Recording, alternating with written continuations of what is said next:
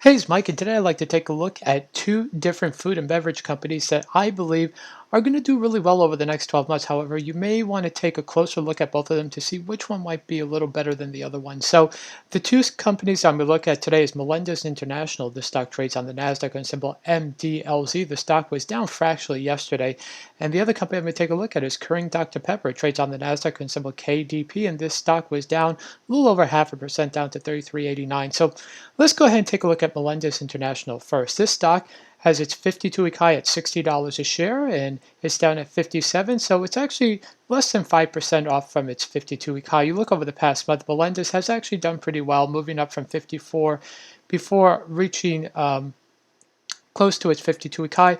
And then you look over the past 6 months, the stock has been in a trading range, and if you go back to even a year, it's done pretty well from where it was a year ago. However, it's still stuck in this trading range. However, stocks that tend to be stuck in their trading range, they're going to do one of two things. They're either going to break down or they're going to break upward. And it looks like to me that Melendez International is more likely to break upward because we seem to have a little more jitteriness in the market with the 10-year note moving up and inflation moving up. And so what you want to do is you want to start looking for quality companies. Now, this is a quality company, but probably didn't get a lot of attention between the months of August and February because everyone was fixated on growth stocks. So I think as people maybe get a little bit scared away from growth stocks, they're going to look at more traditional stocks that have a good PE ratio and pay a good dividend. And as you can see here, Melendez International has a PE ratio of 23, and it pays a dividend yield that's higher than the average dividend yield of the S&P 500, which is about 1.89, and higher than the 10-year note, which is about 1.73. So you put all these factors in together, and I think Melendez International is poised to break higher. Let's go ahead and look at the brands that Melendez International has. It's one of the largest food and beverage companies in the world.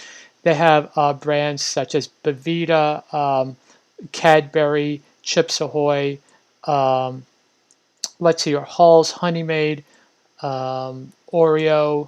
So a lot of big name slaps, Philadelphia, Ritz, Sour Patch Kids, Tang, Trident, Triscuit, Wheat Thins, a lot of popular brands. So you see they're well diversified. And if the economy doesn't do well, or if you do have inflation, the price of these goods will go up, but people will still buy them. It's not one of these things that people, when it comes to food and beverages, people will still buy food and beverages.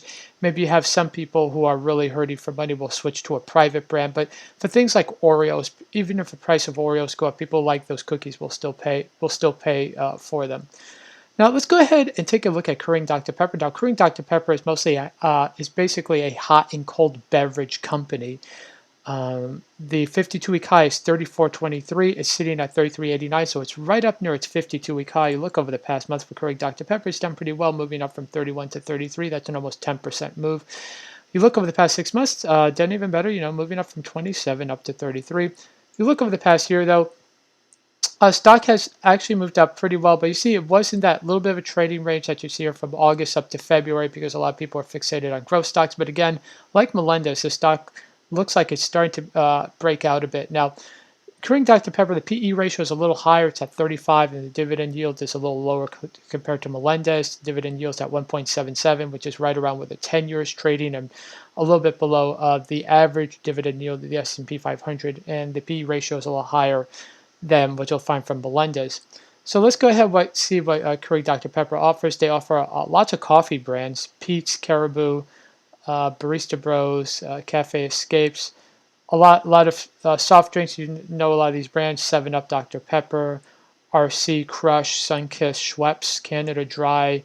Then you have a lot of teas and waters: Bai, Schweppes, Evian, Core, Limitless, Snapple, Vita, Coco. And popular juices: Hawaiian Punch, Mott's, Yoo-Hoo, Sunny D, Swiss Miss. So a lot of really well-known brands. Now, the fundamentals on this company are not as solid as Molendez International. However, I do like the fact that they are concentrated in hot and cold beverages. So there is a possibility that you may get a little bit of outperformance. It's also a little bit closer to its 52-week high. So you put all those factors together. I think Keurig International could do real well, and also it seems to be trending a little bit better than Melendez.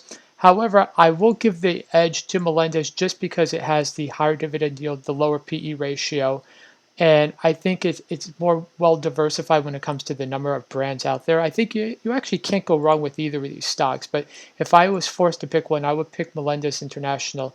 Like I said, because of the lower PE ratio, the higher dividend yield, and the more diversified portfolio of brands.